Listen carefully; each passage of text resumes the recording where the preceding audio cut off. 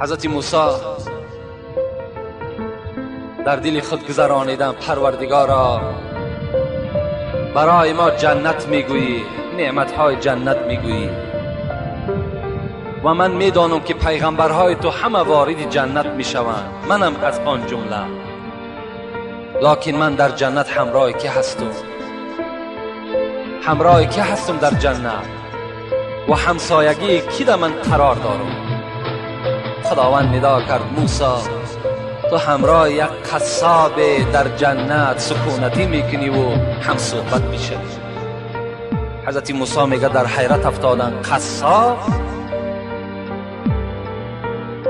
گفتن بله، همراه یک قصاب تو در جنت همراه میشوی.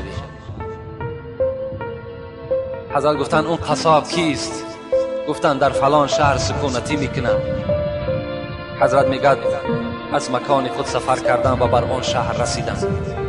نگاه کردن که یک قصاب عادی هست، عملش مثل عمل همین آدم های عادی هست، دیگر هیچ عملی نداره. تا بیگاه میگن همین قصاب نظارت کرد، نگاه کرد.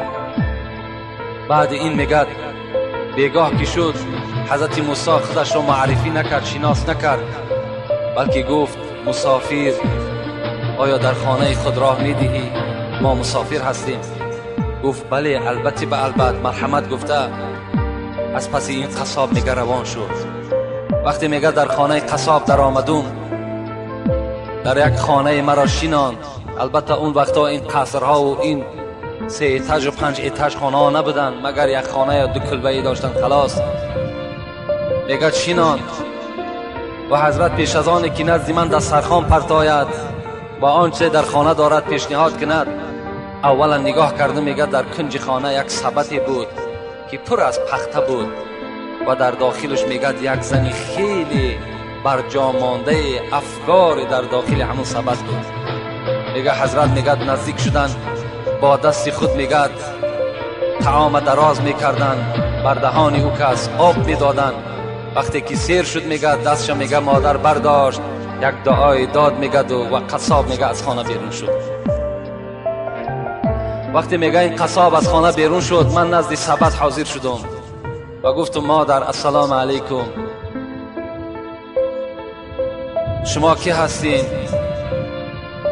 گفت من مادر همین قصاب هستم، سالهای زیادی رنج دارم، مصیبت دارم، بیماری دارم، لیکن الحمدلله که این فرزند من دایم در فکر نفقه من هست، شکم و لباس من و جای خواب من دائم عیان کردگی هست.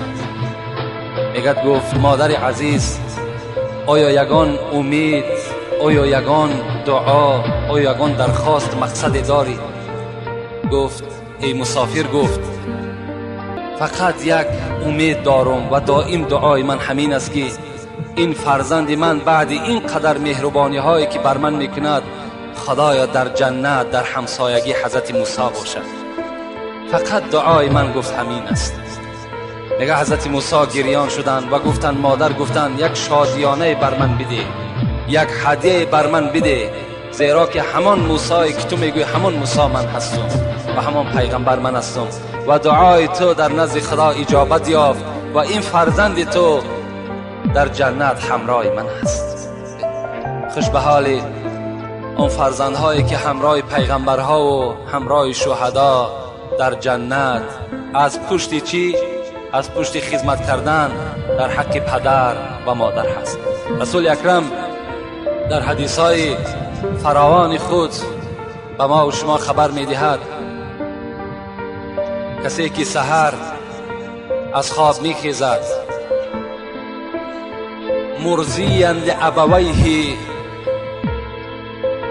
هر وقتایی که سحر بیدار می شود پدر و مادر از او راضی هست، پدر و مادرش راضی هست. مادامی که پدر و مادر راضی شد، رسول الله چی گفتند؟ له بابان مفتوحان الی الجنه. وقتی که پدر و مادر سحر که از تو راضی باشند، 2 دروازه از دروازه های جنت برای تو کشاده ایستادگی منتظر تو هستند.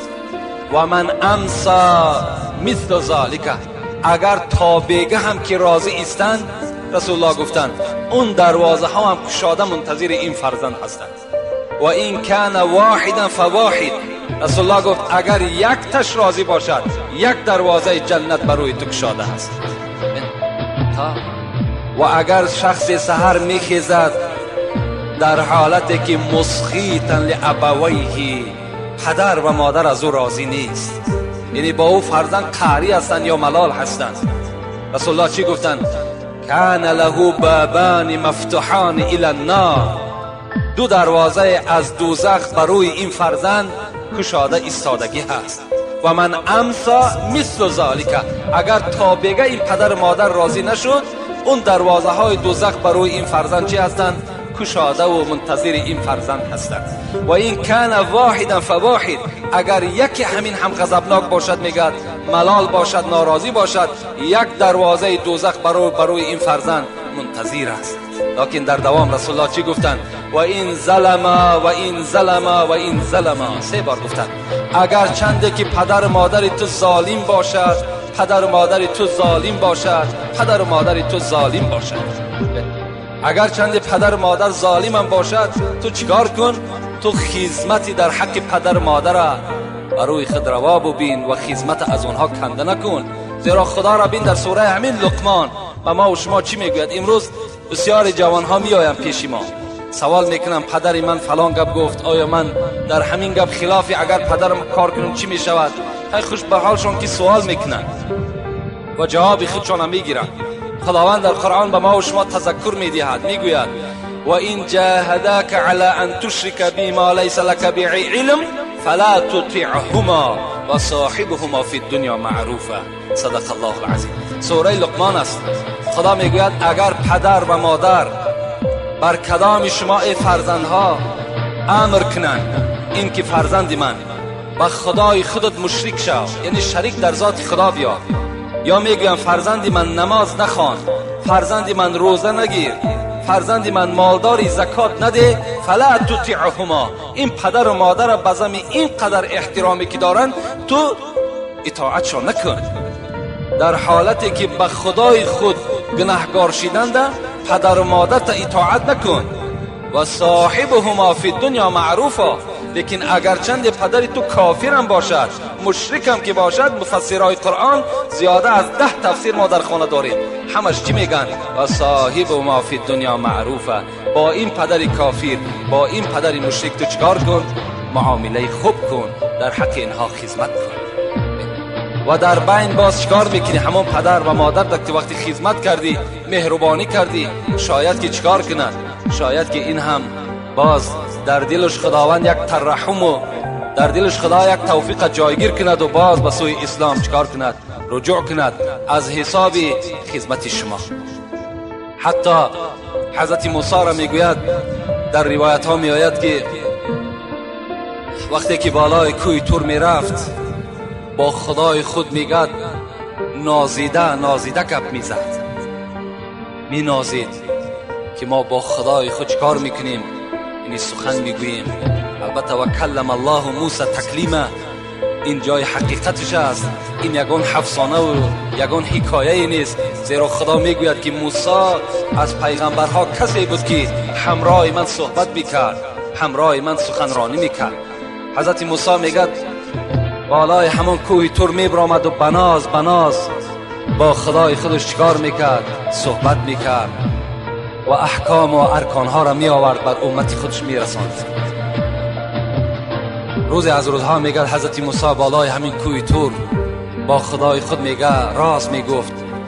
خداوند خطابش کرد، موسی گفت تا امروز اگر یاد داشته باشی تو بناز گپ میزدی، مینازیدی، از امروز اعتباراً نزد خدای خودت با ادب باش، احتیاطانه گپ بزن، زیرا تا امروز مادری تو زنده بود، از پسی تو دعا میکرد پروردگارا فرزند من وقتی که نزد تو میآید مبادا بنده هست، یک لغزش میکند، سهو میکند، خدایا تو این را ببخش و بر این غضب نکن.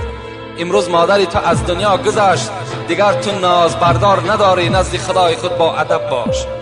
با احتیاطانه گپ زیرا یگانه کسی که دلپوری تو بود و در حق تو دعا کن بود این مادری تو بود که از دنیا گذشت. خوش به حالی شما فرزندای عزیز، برادرای عزیزی که احترام پدر و مادر دارین. کدام شما اگر با پدر و مادر ملالم که باشین امروز چیکار کنین؟